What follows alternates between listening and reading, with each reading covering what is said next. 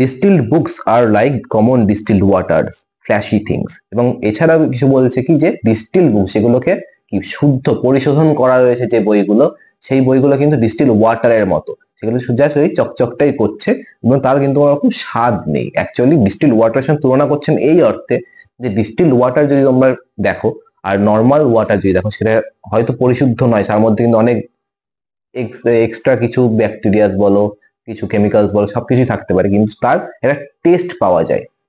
Normal জলের কিন্তু একটা টেস্ট পাওয়া যায়, কিন্তু ডিস্টিলড ওয়াটার যেটা হয় সেটা কিন্তু আমাদের পুরোপুরি ওরকম টেস্টলেস হয়। তো সেই অর্থে বলছেন যে ডিস্টিলড ওয়াটার যেমন টেস্টলেস, কিছু বই আছে যারাও কিন্তু টেস্টলেস, সেই জন্য তুলনাটা তিনি করছেন।